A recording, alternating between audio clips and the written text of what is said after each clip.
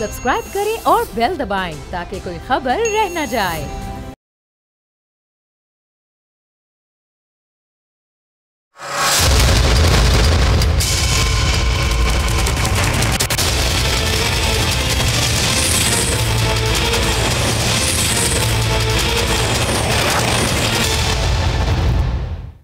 बिस्मिल्लाहिर्रहमानिर्रहीम, अस्सलामुअलैकुम। प्रोग्राम में मैं सुमैया रिजवान आपको खुशामदीद कहती हूँ। आज इंतहाई अफसोसनाक खबर जो सुबह आई और जिस तरह अभी आपने शॉर्ट भी सुना वज़ीर रेलवे ख्वाजा साद रफ़ीक का कि उनको गट फीलिंग थी कि ज़ाहिर अब कुछ ही दिन रह गए हुकूमत जाने में तो कोई हादसा ना हो जाए, और हादसा हो गया। ये बदकिस्मत ट्रेन जो कि कराची से जा रही थी हवेलियाँ, ये इसकी 10 बोगियाँ उलट गई और अब तक की जो इतलात हैं वो कुछ इस तरीके से हैं कि काफ़ी हद तक जो रेस्क्यू काम है वो हो चुका है। 30 डेड बॉडीज़, 30 अफराद जो कि जाँ बहक हो चुके हैं अब तक की इतलात हैं, और एक बोगी ऐसी है जिसका अभी भी रेस्क्यू का अमल जारी है। तो ज़रा हम पहले इसकी सूरत हाल लेंगे। मुझे ज्वाइन कर रहे हैं कमिश्नर हैं SBA के मोहम्मद अब्बास, और पहले हम क्विकली उनसे सूरत हाल जान लेते हैं। बहुत शुक्रिया आपका अब्बास बलोच साहब। क्या सूरत हाल है? जो हमारी इतलात हैं 30 अफराद जाँ बहक हुए हैं, आप क्या बताएंगे, क्या इन्फॉर्मेशन है अब तक की? जी, इस वक्त तक जो है ना वो 30 के करीब जो है हलाकतें डेड बॉडीज मिल चुकी हैं और 70 के करीब जो लोग जख्मी उनको हॉस्पिटल में शिफ्ट कर चुके हैं। अच्छा, ये 10 बोगियां थी, तो क्या तमाम तर बोगियों में जो रेस्क्यू का अमल था, जो जख्मी थे, जो डेड बॉडीज थी, वो हो गया है या अभी मजीद भी ये सूरत हाल बाकी है रेस्क्यू की?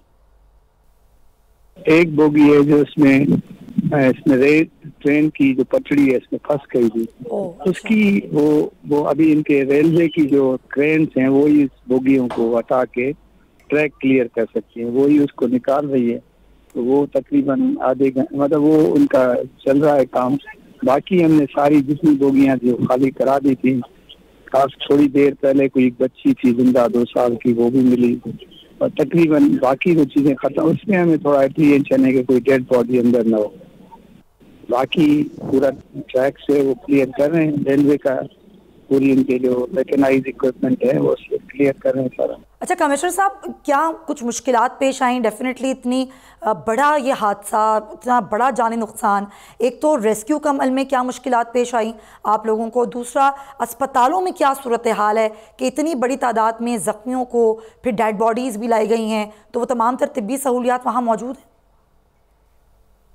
देखिए ना, ये एक्चुअली यहाँ रेलवे की ट्रैक पे जो हादसा होते हैं वो काफी रिमोट एरिया में जाके होते हैं, क्योंकि पता नहीं इस पे हैवी मशीनरी का मूव करना और मैकेनाइज्ड इक्विपमेंट जो स्पेशली इसके लिए डिजाइन हो वो सिर्फ रेलवे के पास ही होते हैं। और बाकी हमें हॉस्पिटल्स पे एम्बुलेंस, यहाँ 112 बड़ी अच्छी सर्विस है जो अभी यहाँ पे तकरीबन इस वक्त भी मेरे साथ कोई 50 के करीब एम्बुलेंसेस खड़ी हैं। अच्छा, जो हम यहाँ पे डिफरेंट जगहों पे जब तक ये पूरा ट्रैक क्लियर होगा तो हम उसको ले जाएंगे।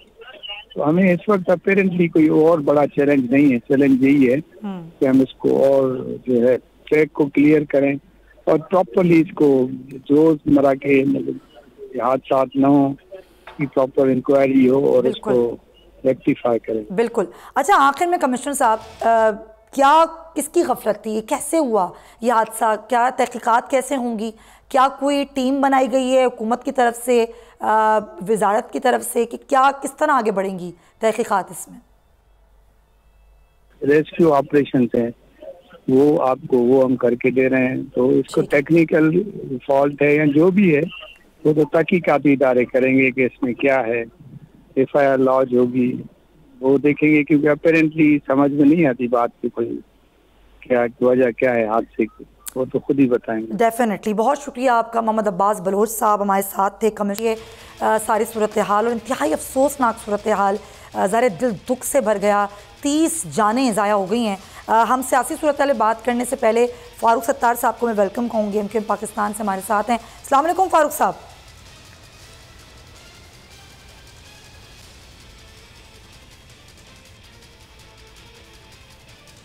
वालेकुम अस्सलाम जी। फ़ारूक साहब, सबसे पहले ज़रा मैं चाहूँगी अपना आप इस पर मौक़िफ़ दें, गफलत है या किसकी है, क्या वजह है, तो बाद में पता चलेगी। लेकिन दूसरा हादसा हो गया, लेकिन बड़ा हादसा है ये रेलवे का, जिसमें 10 10 बोगियां उल्टी, 30 जानें चली गईं, क्या कहेंगे आप?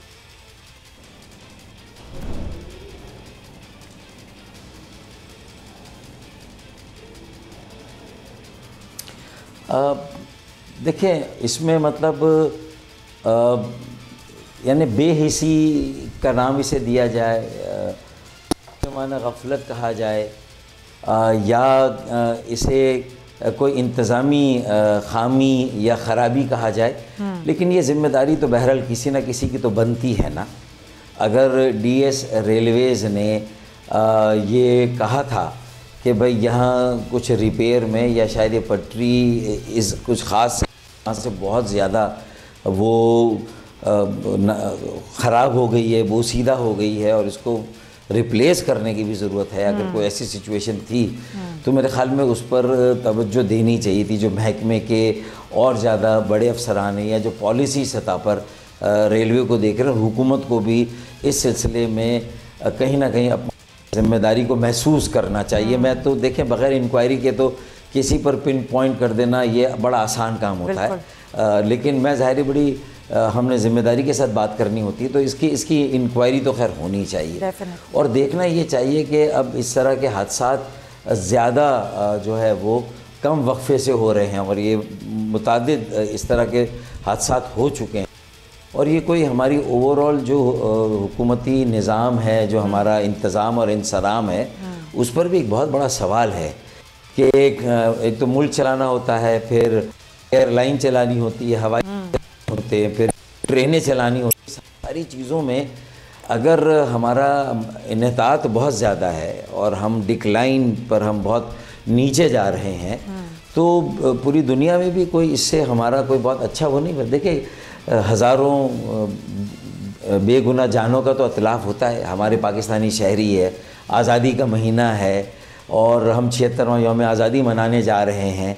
वो मोर की तरह है कि हम खुशी में नाचते हैं मगन होकर, लेकिन जब अपने पैरों की तरफ देखते हैं तो हमें लगता है कि भाई हमारे पैर उतने खूबसूरत नहीं है जितने शायद हमारा जो सर पे रखा हुआ एक क्राउन है या हमारी जो है पोजीशन तो खूबसूरत हो सकती है, ऊपर से खूबसूरत हो सकते हैं, लेकिन फिर फाउंडेशन आपकी बुनियाद को भी मजबूत हो ना। पर कैसे हम आज़ादी का पास करेंगे, आज़ादी की कदर करेंगे, ये ज़रूर अपनी जिम्मेदारियों को डेफिनेटली फारूक साहब बिल्कुल बिल्कुल एहसास भी होना चाहिए और इस तरह के वाक़यात का अच्छी टीम भी होना चाहिए, नीचे से लोगों को आगे लाना, डेफिनेटली अच्छी गवर्नेंस। डेफिनेटली आप बिल्कुल दुरुस्त फरमा रहे हैं।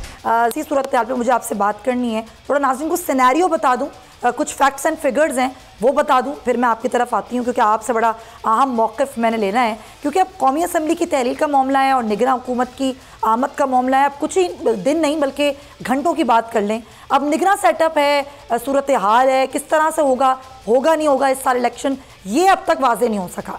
ये वजह है सियासी बेचैनी जो ख़त्म नहीं हो रही और ये सवाल भी हर ज़ुबान पर है कि इंतख़ाबात कब होंगे। दूसरी तरफ नाज़रीन, दायरा शुमारियात ने 7वीं डिजिटल मरदमशुमारी की मंजूरी दी है और इस मंजूरी के साथ पाकिस्तान की आबादी से मुतालिक आदाद शुमार भी जारी किए हैं, जिसके मुताबिक मुल्क की कुल आबादी है 24,14,90,000 तक और इसमें मुसलसल इजाफा भी हो रहा है। आदाद शुमार का तजिया किया जाए तो 2017 में मुल्क की आबादी थी 20,76,80,000 जो कि 2023 में अब हो गई है 24,14,90,000। इन 6 सालों में 17 से लेकर 23 तक के दरमियान मुल्क की आबादी में 3,38,00,000 का इजाफा हुआ। अगर हम हिसाब लगाएं तो 6 बरस में 2,190 दिन बनते हैं और अगर 3,38,00,000 को 2,190 तकसीम किया जाए तो रोज़ाना पैदा होने वाले बच्चों की तादाद 15,438 है। यानी पाकिस्तान में गुज़िश्ता 6 सालों में यौमिया 15,500 बच्चों की पैदाइश हुई। ये एक लम्हा फ़िक्रिया भी है एक ऐसे मुल्क के लिए जो कर्ज़ों में डूबा हुआ है, जिसकी मईशत को संगीन चैलेंजेस का सामना है, जहां गंदम और खुराक की कमी दिन ब दिन बढ़ती जा रही है। निगरान हुकूमत जो भी हो, इंतखाबात चाहे जब भी हों, मगर सवाल यह है कि बढ़ते हुए मसाइल आदि वजह बढ़ती हुई आबादी की तरफ कैसे होगा। ये सारे मामलात पर हम बात करेंगे और डेफिनेटली MKM का मौक़िफ़ भी लेंगे, मुस्लिम लीग नून का भी और पीपल्स पार्टी का भी। तो MKM पाकिस्तान हमारे साथ ही हैं। हसन मुतवल्लिल साहब मुझे ज्वाइन करें पाकिस्तान पीपल्स पार्टी से, thank you so much for your time. और अली गौहर साहब हमारे साथ पाकिस्तान मुस्लिम लीग नून से हैं, बहुत शुक्रिया आप तीनों हजरात का। फारूक साहब, क्योंकि यहाँ बात हो रही है डिजिटल मरदमशुमारी की, आप ही के शहर की जमात इस्लामी ये कहती है बेच दिया MQM ने। क्या बेच दिया, कैसे बेच दिया, किसका सौदा कर दिया, ये क्या किया है आप लोगों ने? तो शदीद तहफ़्फ़ुज़ात हैं जमात इस्लामी को।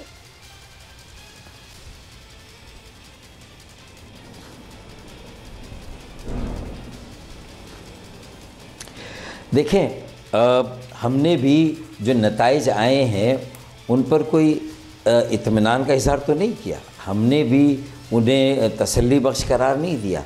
हमने कहा कि हमारे लिए सेंसस का वक्त से पहले मुनक़्क़द होना और अगला सेंसस फिर इंशाल्लाह वक्त से पहले यानी 5-5 सालों में, ताकि कम से कम जो 50 सालों में हमारी आबादी गुम की गई, चुराई गई, छुपाई गई और लापता और गुमशुदा की गई, उसको हम बाजियाब करा दें। ये बाजियाबी का अमल है। अप्रैल 7, 2023 जो फिगर आया था वो 1,40,00,000 का था। पहले हमने 50 लाख की आबादी रिकवर कराई और 191 लाख हो गया तकरीबन 15 मई। फिर इन पोस्ट इन्यूमरेशन सर्वे, वेरिफिकेशन, रेक्टिफिकेशन, और ये जायज़ लोगों को गिना गया है। अच्छा, बहुत से इमारतें अभी भी नहीं गिनी गई, कच्ची आबादियों को पूरी तरह से नहीं गिना गया। अच्छा। पहाड़ों में रहने वाले हमारे पख्तून भाइयों को बिल्कुल नहीं गिना गया। इसी तरीके से जो नई आबादियाँ बहुत सारी उनको नहीं गिना गया। मैं उनके नाम दे सकता हूँ लेकिन प्रोग्राम के वक्त दामन वक्त में गुंजाइश नहीं है। तो मेरा ये कहना है कि उसके बाद 15 लाख और बाजियाब हुई। तो लेकिन एक बात जो मुझे थोड़ा सा मुतमईन करती है वो ये है कि इस मरतबा पहली बार 50 साल में 5 मरदमशुमारी हो, पहली बार कराची के बारे में ये आदाद शुमार आए कि सबसे ज़्यादा तेज़ी से आबादी में अगर कहीं इजाफा हो रहा है तो कराची में हो रहा है। गोया कि मान लिया गया कि कुदरती तौर पर भी यहाँ इजाफा हो रहा है, गैर कुदरती पूरे मुल्क से यहाँ पर लोग रोज़गार के लिए और दीगर जो है वो शोबों में काम करने के लिए आ रहे हैं। पहले नहीं पहले लाड़काना, जैकबाबाद, जामशोरो, कश्मीर की आबादी जो है वो 60% बढ़ती थी 6 साल में या 5 साल में, और कराची की आबादी सिर्फ 12 या 15%। अब कराची की आबादी में इजाफा 27% हुआ है और पूरे सिंध के बाकी शहरों में सिर्फ 13% का या 12% का इजाफा हुआ है।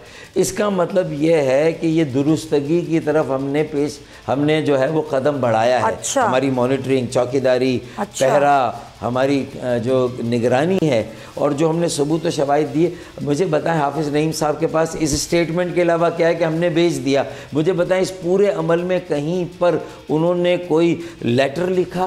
किसी मोहल्ले में अगर नहीं गिना गया, उनके कारकुनों ने उसकी निशानदेही की आकर कहीं पर, यानी सिर्फ स्टेटमेंट देने से ये जवाब तो फारूक साहब वो खुद देंगे ना कि उन्होंने क्या किया क्या नहीं किया, या सिर्फ वो मेयरशिप के लिए बयान दे रहे हैं। वो तो आपको आपसे ज्यादा डेफिनेटली वो जमात इस्लामी जवाब देगी कि उन्होंने क्या किया क्या नहीं किया। लेकिन अब जरा आगे हमें बढ़ना है क्योंकि निगरान सेटअप का मामला भी है। आप भी अहम इत्तेहादी हैं, पीपल्स पार्टी भी अहम इत्तेहादी हुकूमत की। ये अपना कम टाइम रह गया है, अभी तक नाम ही नहीं आया।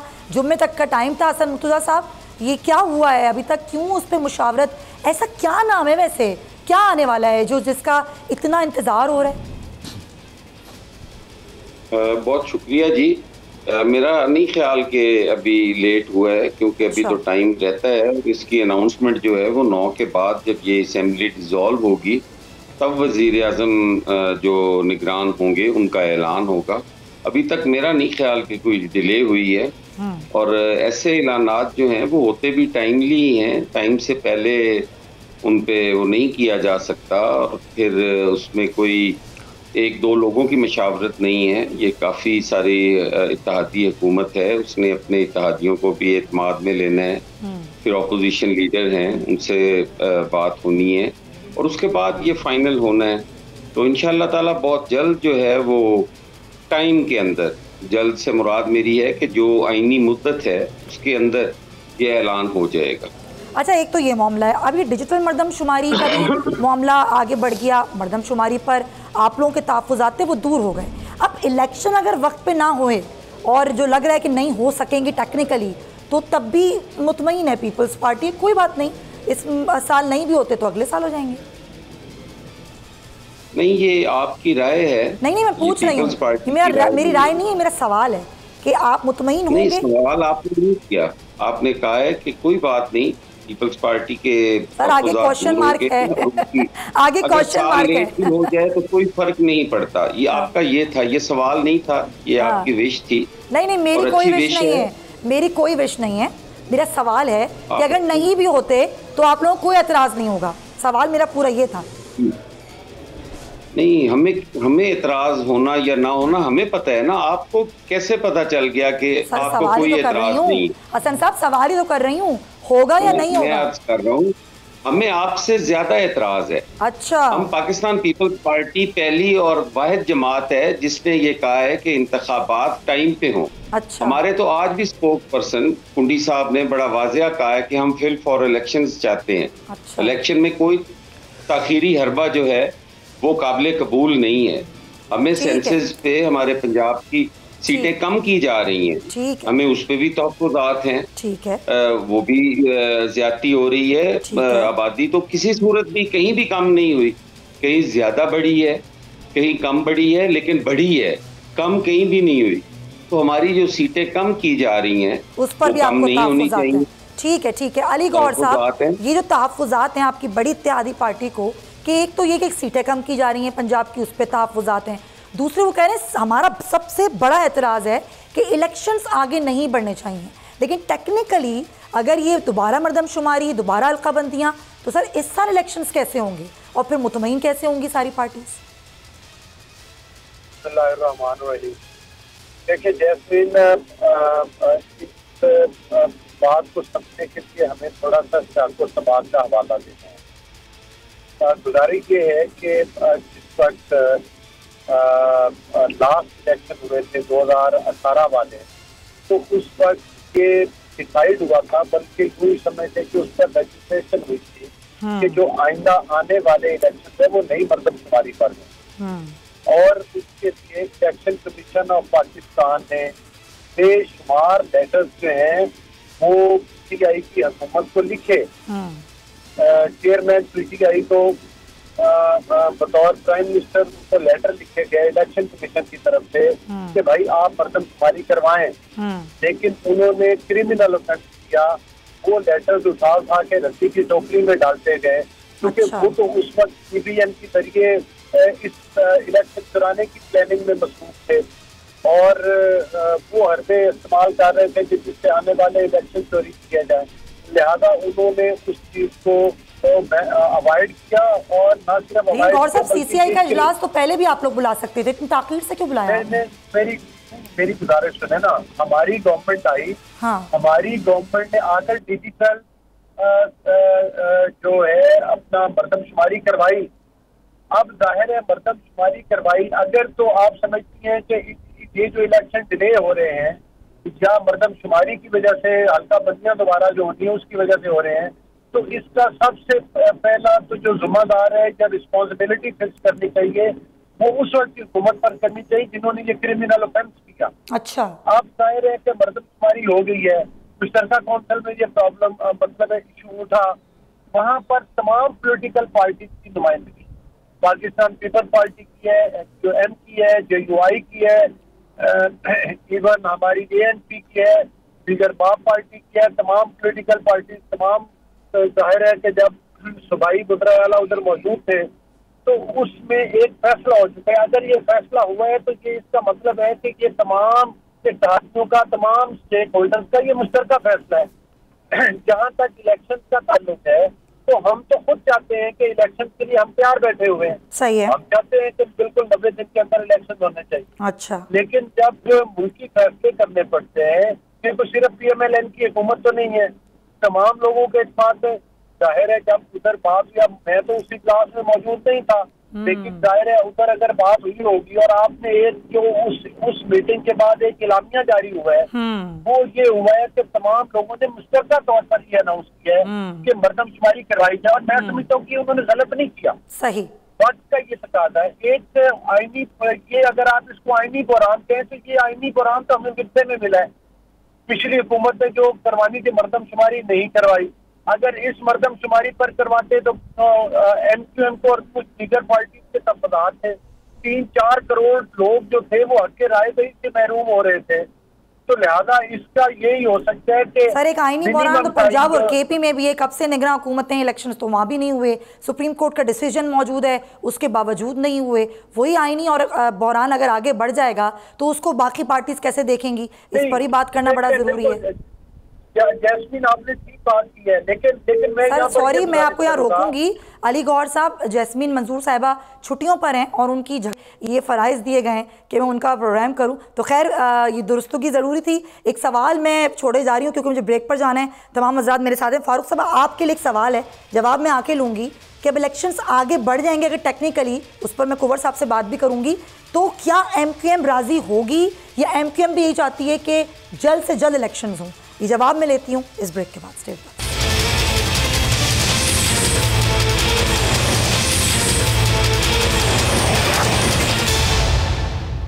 जी जनाब, welcome back to the show. और हम बात कर रहे हैं निगरान सेटअप और नई डिजिटल मरदमशुमारी के तहत क्या इलेक्शन इस साल हो पाएंगे या नहीं हो पाएंगे। टेक्निकली वक्त दरकार होता है इलेक्शन कमीशन को, उस वक्त को देखते हुए हल्का बंदियाँ और मरदमशुमारी नए सिरे से होने में टाइम चाहिए होगा, टाइम इतना नहीं है। सवाल मैं छोड़ के गई थी फारूक सत्तार के लिए, लेकिन कुछ उनकी मसरूफियात थी तो हमें मज़ीद ज्वाइन नहीं कर पाए। अच्छा आसिम मुर्तज़ा साहब, क्योंकि ख़ुद पाकिस्तान पीपल्स पार्टी के रहनुमा कमर ज़मान कायरा साहब वो एक प्रोग्राम में ये कह चुके कि लग नहीं रहा कि हो पाएंगे इस बार इलेक्शंस टाइम पे, क्योंकि ताख़ीर हो सकती है। अगर 1.5 माह इलेक्शन में ताख़ीर हो भी जाती है तो वो कहते हैं कोई हर्ज नहीं है। अब हर्ज नहीं है तो पार्टी की पॉलिसीज़ पे क्या है, क्योंकि पाकिस्तान पीपल्स पार्टी तो ये भी चाहती थी कि इलेक्शंस जो हैं वो जल्द से जल्द हों, असम्बलियाँ भी वक्त से पहले तहलील हों, और ये सारी मुशावरत भी होती रही पीपल्स पार्टी की हुकूमत से पहले। देखें, गुजारिश ये है कि एक इत्तेहादी हुकूमत है, उसमें जो डायलॉग का तरीक़ाकार है, कभी क़यादत के दरमियान हो गए, कभी गैर रस्मी गुफ्तगू के अंदर ये चीज़ें शेयर होती रहती हैं, और उन्होंने उसी बुनियाद पे आपके या किसी और के प्रोग्राम में ये बात ज़रूर की होगी, क्योंकि मैंने सुनी नहीं कि उन्होंने किस सियाक़ो सबाक़ के साथ ये बात की है, तो मैं कंफर्म तो नहीं कह सकता। लेकिन एक पॉलिटिकल वर्कर होने के नाते अगर इलेक्शंस जो हैं वो 15-20 दिन, महीना, 1.5 महीना, ये कोई ताख़ीर नहीं होती। ये तो कोई भी टेक्निकल ऐसी चीज़ें होती हैं जिससे आगे पीछे हो सकते हैं, और मेरे ख्याल में अक्रॉस द बोर्ड किसी पार्टी को भी इतनी ताख़ीर पे तो कोई एतराज़ नहीं होगा। ताख़ीर जिसकी हम जिक्र करते हैं कि ताख़ीर जो है वो नहीं होनी चाहिए, फिलफौर होना चाहिए, कि इसको लंबा नहीं होना चाहिए। ये जितना जल्द इलेक्शन का प्रोसेस मुकम्मल हो सकता है हो, ये जो बेयकीनी की सूरत हाल है इससे हमें निकलना होगा। काफ़ी जो है वो नुकसान हो चुका है, हम सारों को अपने वो जो एक अना का जो खोल है उससे बाहर आने की ज़रूरत है, और इलेक्शंस ही हल हैं और वो होने चाहिए। और बग़ैर किसी ताख़ीर से मुराद हमेशा ये होती है कि हमें ऐसी चीज़ें जो हम रिजॉल्व कर सकते हों और वो ना हो रही हों, और उसकी वजह से इलेक्शन ताख़ीर का शिकार हो जाए, ये मेरे ख्याल में ज़्यादती है। और इलेक्शन तो वो महीना, 1.5 महीना भी इन खदशात की बुनियाद पे कहा जा रहा है कि जो भी है वो उन्होंने कोई अंदाज़न बताया होगा। ये खैर, इससे हमें एक जो बिला वजह की ताख़ीर, जैसे अब मैं आपके प्रोग्राम में बड़ा खुल के, और ये बात मेरे भाई बलोच साहब भी बैठे हैं, अली गौर भी, वो भी सुनते होंगे ये बातें कि बाहर जब अपने हलकों में जाते हैं, मासेस में जाते हैं, तो वो देहातों के रिमोट एरिया से जो रहने वाले हैं वो भी ये कहते हैं जी हमें लगता है इलेक्शन कोई नहीं होने। तो ये जो एक चीज़ है ना, ये पैदा होती जा रही है, और इससे और हमारे हालात जो हैं वो ख़राब होंगे। ये नहीं होनी चाहिए। हमें कभी भी जो हुकूमतें हैं वो इस अदम इस्तेहकाम का शिकार रहती हैं, इस बेयकीनी की सूरत हाल में हमें इससे बाहर आना होगा। और कोई ऐसी मेरे ख्याल में कायरा साहब का भी नहीं होगा और किसी का भी नहीं है। हाँ, ये आप बिल्कुल सही कह रहे हैं कि तासुर, ये जो क्योस होते हैं ना आवाम में, वो नहीं होना चाहिए। अच्छा अली गौर साहब, एक तो ये मामला, दूसरी कि ये भी क्लैरिटी है, वैसे तो वज़ीर क़ानून साहब का एक पूरा इस पे मौक़िफ़ आया है, लेकिन ये क्लैरिटी है कि नई मरदमशुमारी और नई हल्का बंदियों के बाद जो कौमी असम्बली में सूबों की नशिस्तें हैं वो आगे पीछे नहीं होंगी। देखिए, उसमें जो इलेक्शन कमीशन की तरफ से या वज़ीर कानून की तरफ से वजाहत आई है, उसमें ये चीज़ बताई गई है कि जो सूबाई असम्बली के हल्के हैं उनकी जो हदें हैं वो तब्दील होंगी। अच्छा। जो नशिस्तें हैं सूबों की वो बढ़ाई, कौमी असम्बली की वो मरदमशुमारी के साथ नहीं बढ़ाई जाएंगी या कम नहीं की जाएंगी, वो नशिस्तें उतनी रहेंगी। उसकी वजह यह है कि नशिस्तें बढ़ाने के लिए जरूरी है कि आइन में अमेंडमेंट की जाए, लिहाजा नशिस्तें उतनी रहेंगी और सूबों के जो हल्के हैं वो बढ़ाई या कम की जा सकती, क्योंकि वो उनकी हदें सूबों के अंदर है, तो लिहाजा कोई नशिस्तें नहीं बढ़ाई जा रही। और दूसरी बात यह है कि तकरीबन जो बात की है मेरे भाई ने अभी शाह साहब ने, तो मैं उनकी बात की तारीफ करता हूँ कि आपको याद होगा कि जब मोहतरमा बेनज़ीर भुट्टो साहिबा शहीद हुई तो उस वक्त हमें जो है वो इलेक्शन जो है वो मतलब कुछ अर्सा के लिए डिले करना पड़े, लेकिन इलेक्शन हुए। तो मैं समझता हूँ कि ये अबहाम जो है वो दूर हो जाएगा। इलेक्शन कमीशन ने ये कह दिया है कि 2 महीने का प्रोसेस है हल्का बंदियों के, और जब वो प्रोसेस मुकम्मल होगा तो उसके बाद जो है वो मतलब है कि ये सिलसिला मतलब है कि ये इलेक्शन की तरफ शेड्यूल आ जाएगा और ये मैक्सिमम टाइम है कि 1.5 महीने में भी मुकम्मल हो सकता है, 2 महीने के अंदर भी मुकम्मल हो सकता है। अच्छा, मेरा ख्याल है कि देखें पहले एक दफा ये भी बात की सब्जियों की मुद्दत बढ़ाई जा रही है, ये वक्त जब प्राइम मिनिस्टर साहब ने टाइम दे दिया तो ये वहां भी खत्म हो गया कि मुद्दत नहीं बढ़ाई जा रही। इसी तरह से मरदमशुमारी तो हो चुकी थी, अब अगर हल्का बंदियां ना होती तो फिर भी एक सुगम रह जाता। तो मेरा ख्याल है कि तमाम पॉलिटिकल पार्टी जो हैं वो इलेक्शन में जाने के लिए तैयार है, चाहे नून लीग हो चाहे और नून लीग बिल्कुल तैयार है। और नून लीग को क्या चेयरमैन तहरीक इंसाफ की गिरफ्तारी का फायदा होगा या महंगाई बढ़ने का नुकसान होगा?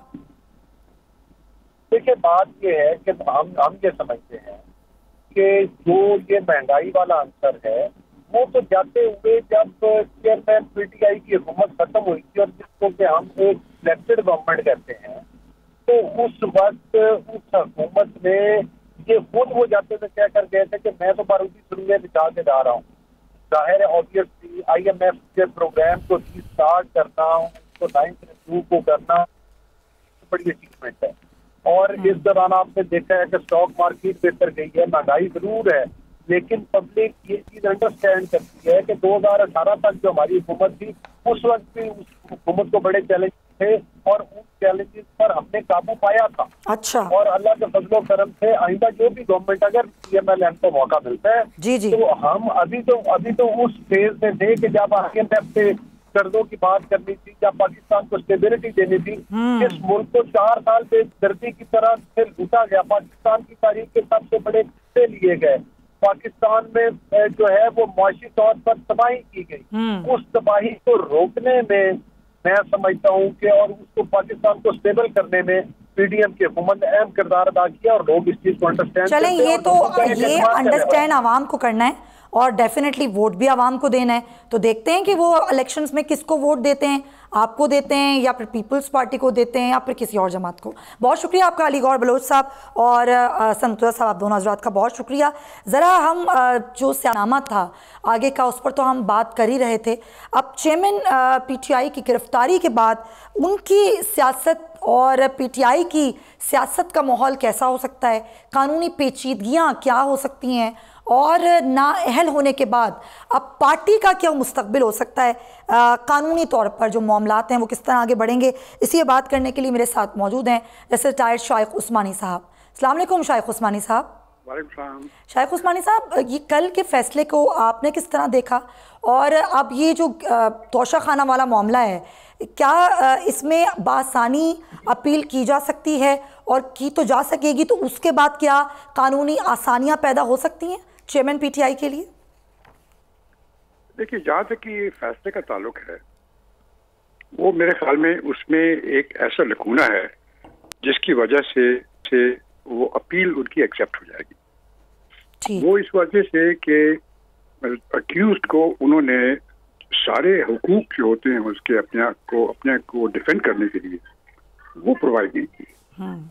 द सेंस कि उन्होंने कुछ विटनेसेस ऑफर किए जिसको उन्होंने रिजेक्ट कर दिया एज बीइंग इररेलेवेंट हो या ना हो।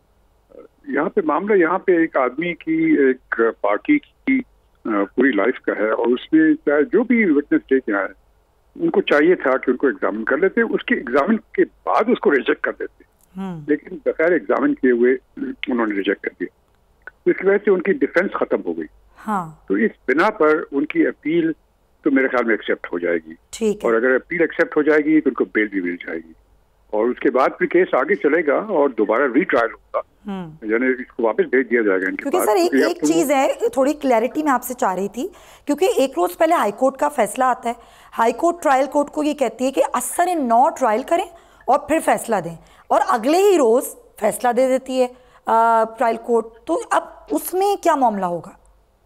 नहीं, वो तो उसमें कोई प्रॉब्लम नहीं है, क्योंकि देखिए वो जो हाईकोर्ट ने फैसला दिया था वो उन्होंने कहा, उनकी जितनी क्रिमिनल रिविजन थी उन्होंने उसको एक्सेप्ट करके उन्होंने कहा कि ठीक है, हम ये समझते हैं कि वो उसी जज को सुनना चाहिए, और इस वजह से वो वापस कर देते हैं, कहते हैं आप दोबारा फैसला करें। ठीक है, फैसला दोबारा कर दिया, उनको पूरा था फैसला करने का, उन्होंने कर दिया। अब जो कर दिया उसमें जो मेन इश्यू था वो ये था कि उनकी डिफेंस जो थी उसको एक्सेप्ट नहीं किया गया। उस बेसिस पर, जिससे मैंने आपसे कहा कि उनकी अपील जो है हाई कोर्ट एक्सेप्ट कर देगी मेरे ख्याल में, मेरे ओपिनियन में, और उसके बाद उसको डिमांड कर देगी कि आप दोबारा इसका ट्रायल करें।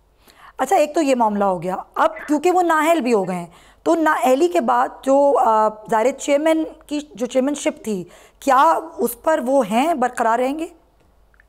देखिए, ये नाअहली उनकी इस वजह से हुई है क्योंकि वो कन्विक्ट हो गए हैं अंडर द लॉ के एक क्रिमिनल केस में।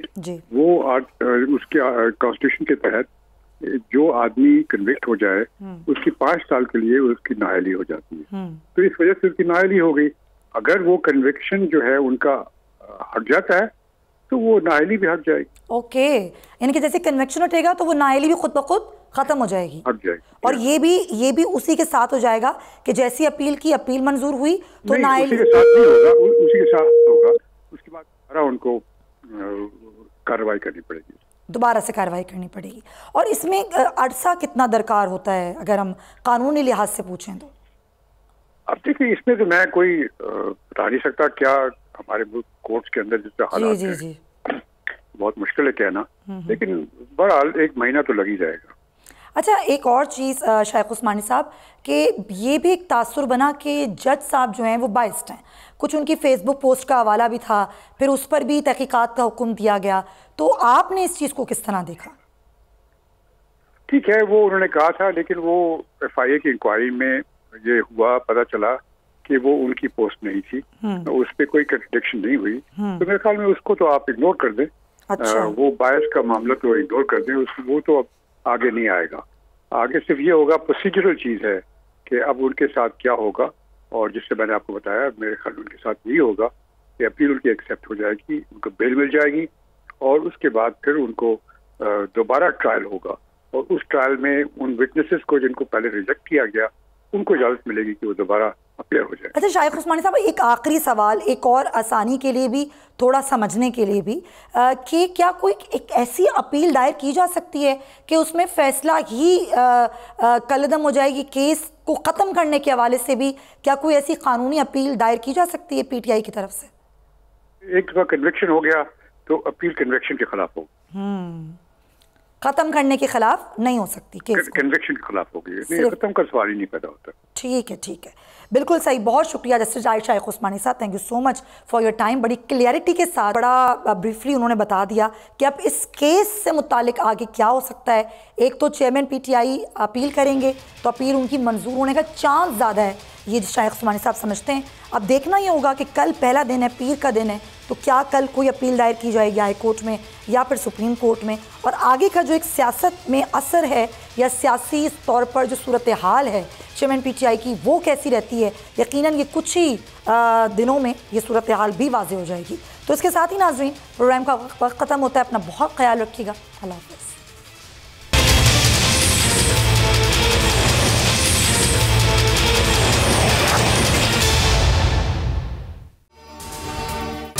अगर ये वीडियो आपको पसंद आई है तो इस चैनल को सब्सक्राइब करें और बेल आइकन को क्लिक करें। तारीख का अमीन,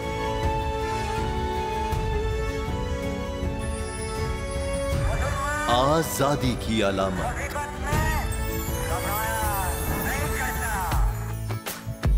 हुस्न का आईनादार, फिक्र नजरिए की अक्कास, सरफराजी का गवाह, यानी हम सबका निगहबान पाकिस्तान।